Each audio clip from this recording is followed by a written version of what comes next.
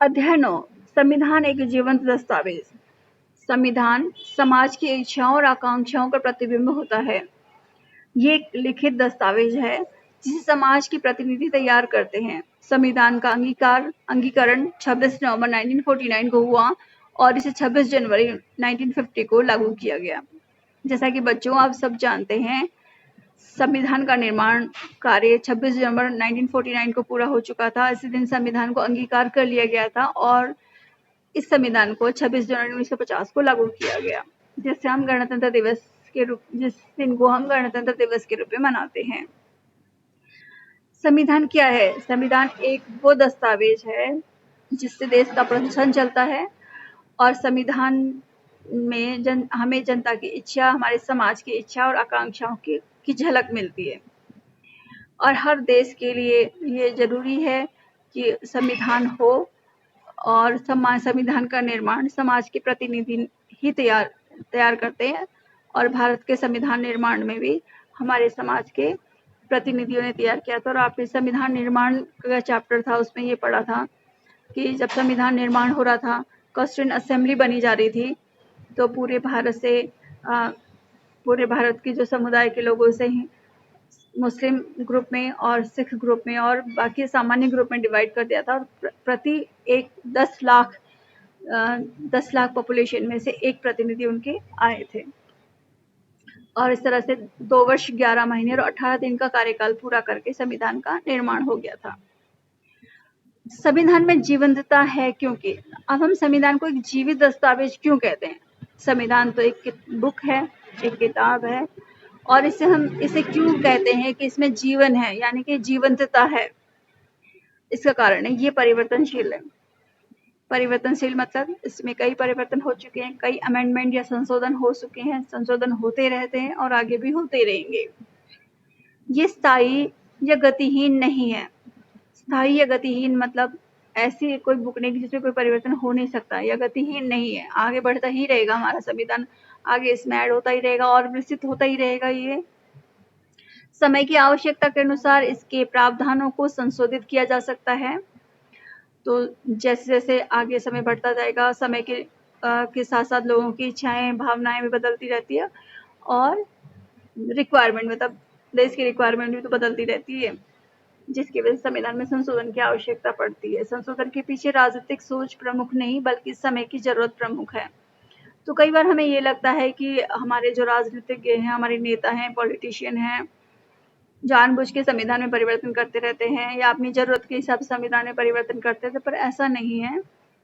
समय की आवश्यकता ही संविधान में परिवर्तन करवाती है। संविधान में संशोधन की प्रक्रिया केवल संसद से ही शुरू होती है। तो जैसा कि हम जानते हैं कि हमारे संविधान की रक्षा का दायित्व तो हमारी न्यायपालिका यानी जुडिशरी को दे रखी है, पर संविधान संशोधन का जो अधिकार है वो संसद के पास है। तो संविधान संशोधन की प्रक्रिया केवल संसद से ही शुरू होती है। संशोधन की प्रक्रिया अनुच्छेद 368 में वर्णित है। संविधान में संशोधन किस तरह से किया जाए वो पूरी प्रक्रिया का वर्णन हमारे आर्टिकल नंबर 368 में मेंशन है। संशोधन का अर्थ ये नहीं कि संविधान की मूल संरचना परिवर्तित हो जाए। तो बहुत बार हमारे एग्जीक्यूटिव और जुडिशरी के बीच कंट्रोवर्सी चलती रही है संविधान संशोधन को लेकर। तो केशवानंद भारती एक मुकदमा है जिसमें हमारे केशवानंद भारती मुकदमे में हमारे सुप्रीम कोर्ट ने फैसला दिया कि संसद संविधान में संशोधन तो कर सकती है, पर संविधान की मूल संरचना में परिवर्तन नहीं कर सकती है। और संविधान का मूल ढांचा क्या होगा, ये फैसला खुद सुप्रीम कोर्ट करेगी, हमारी जुडिशरी करेगी, संविधान के किस पार्ट को इसका मूल ढांचा माना जाए। तो संशोधन का अर्थ ये नहीं कि संविधान की जो मूल संरचना है उसमें परिवर्तन हो जाए। संशोधन के मामले में भारतीय संविधान लचीले और कठोरेपन का मिश्रण है। अब ये लचीला संविधान और कठोर संविधान क्या है? लचीला संविधान का अर्थ है ऐसा संविधान जिसमें आसानी से संशोधन हो सके, वो लचीला संविधान है। और कठोर संविधान का अर्थ है ऐसा संविधान जिसमें संशोधन करना काफी मुश्किल हो, वो कठोर संविधान कहलाता है। भारतीय संविधान ना ही लचीला है पूरी तरह से, ना ही पूरी तरह से कठोर है। इसके कुछ प्रावधान प्रावधानों में आसानी से परिवर्तन हो जाएगा। जैसा कि आप जानते हैं कि लोकसभा और राज्यसभा से 50% से ज़्यादा जो हमारे एमपी हैं, उनकी रजामंदी के बाद, उनके एग्रीमेंट के बाद, उनके एग्री होने के बाद, उनकी यस के बाद जो है, अगर लोकसभा राज्यसभा से दोनों बिल पास हो जाते हैं तो राष्ट्रपति के सिग्नेचर के बाद संविधान संशोधन हो जाएगा। तो कुछ प्रावधान हमारे संविधान के ऐसे हैं जिसमें दोनों ही सब लोकसभा और राज्यसभा से 50% के जो है 50% यस की जरूरत है। 50% लोगों की जब यस में वोटिंग हो जाएगी तो संविधान में संशोधन हो जाएगा। कुछ प्रावधान ऐसे भी हैं जिसमें 2/3% मेजोरिटी की जरूरत पड़ेगी। लोकसभा और राज्यसभा दोनों से 2/3 जो मेंबर हैं, एमपीज हैं, उनके एग्रीमेंट के बाद ही संशोधन हो पाता है। और संविधान के कुछ प्रावधान ऐसे हैं जिसमें लोकसभा और राज्यसभा के 2/3 मेंबर की मेजोरिटी एग्रीमेंट के साथ साथ हमारे 50% स्टेट्स की भी एग्रीमेंट की जरूरत पड़ती है, तो वहाँ पे थोड़ा सा कठोरता नजर आती है। तो हमारे संविधान लचीला और कठोरता दोनों का ही मिश्रण है। संविधान में अब तक लगभग 100 से अधिक संशोधन हो चुके हैं। संविधान संशोधन विधेयक के मामले में राष्ट्रपति को पुनर्विचार के लिए भेजने का अधिकार नहीं है।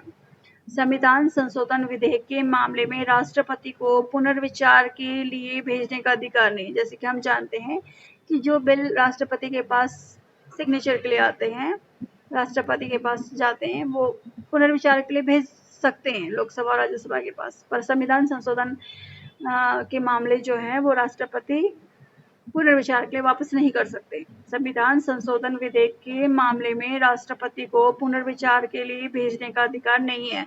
यानी कि राष्ट्रपति ऐसे विधेयक, संविधान संशोधन से संबंधित विधेयक को राष्ट्रपति पुनर्विचार के लिए दोबारा से लोकसभा राज्यसभा में नहीं भेजेगा। तो यहाँ पे हमें राष्ट्रपति की संविधान संशोधन के मामले में स्थिति कमजोर ही नजर आती है। दूसरा पे आगे हम पढ़ेंगे संविधान संशोधन के तरीके। संविधान में संशोधन कैसे किया जाए।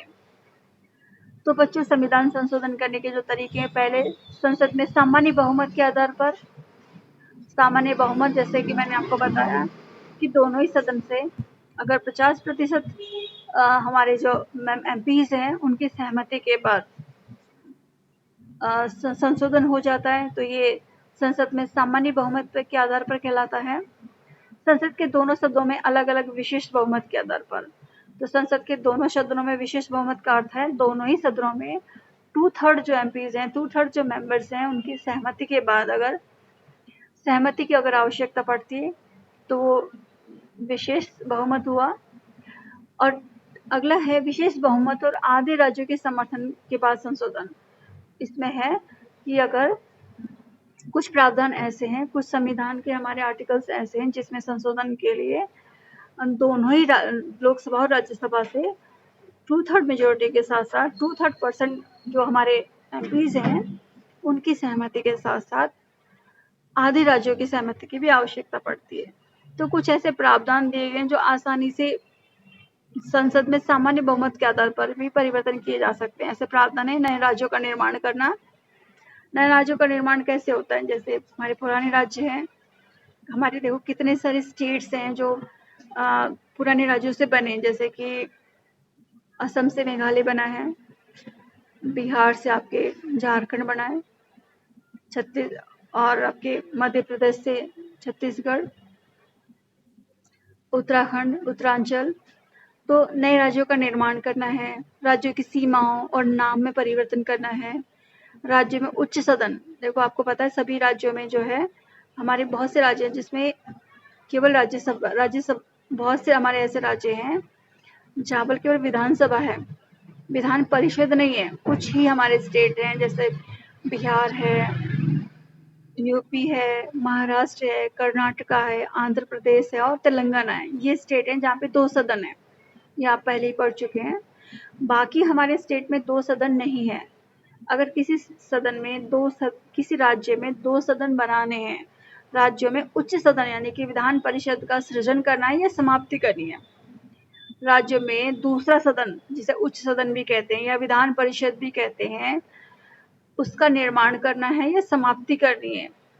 ऐसे जो प्रावधान है ये सामान्य बहुमत के आधार पर ही परिवर्तन किए जाते हैं। नए राज्यों का निर्माण करना है, राज्य की सीमाओं और नाम में परिवर्तन करना है, राज्य में उच्च सदन या विधान परिषद का निर्माण करना या समाप्ति करनी है। तो ये प्रावधान जो है सामान्य बहुमत के आधार पर ही इनमें ये संशोधन किए जा सकते हैं। और कुछ विशेष बहुमत भी दे रखे हैं। विशेष बहुमत और आधे राज्यों के समर्थन द्वारा, जैसे राष्ट्रपति के निर्वाचन का तरीका। तो राष्ट्रपति का निर्वाचन का तरीका आप जानते हैं, जब राष्ट्रपति का निर्वाचन किया जा रहा होता है तो वोट कौन डालेंगे? सामान्य जनता तो वोट देने जाती नहीं। इसमें वोट देते हैं राज्यसभा के निर्वाचित सदस्य, लोकसभा के निर्वाचित सदस्य और हमारे विधानसभाओं के निर्वाचित सदस्य। तो अगर और एकल संक्रमणीय आनुपातिक प्रतिनिधित्व प्रणाली के आधार पर राष्ट्रपति का निर्वाचन होता है।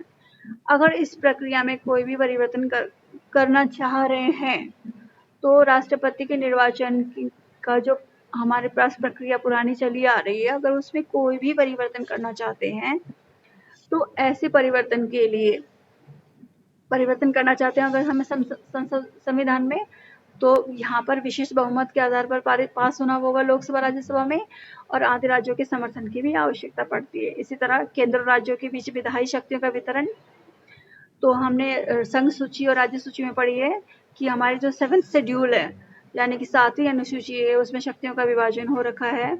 केंद्र के लिए यूनियन लिस्ट या केंद्र सूची है, संघ सूची भी कहते हैं उसे, और राज्यों के लिए स्टेट लिस्ट या राज्य सूची है, और समवर्ती सूची भी है, और कुछ रेजिडरी पावर भी है, जिसे अवशिष्ट शक्तियां भी कहते हैं।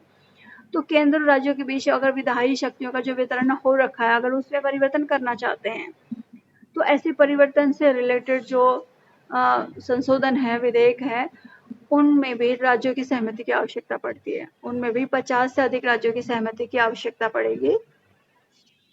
और संसद में राज्यों के प्रतिनिधित्व, हमारी जो राज्यसभा है, राज्यसभा में आपको पता है राज्यसभा राज्यों का प्रतिनिधित्व करती है, और हमारे कॉन्स्टिट्यूशन में लिखा हुआ है कि ऑलरेडी मेंशन है कि किस किस स्टेट से कितने कितने प्रतिनिधि राज्यसभा में आएंगे, किस किस स्टेट से हमारे किस स्टेट से कितने प्रतिनिधि राज्यसभा में आएंगे, ऑलरेडी फिक्स है।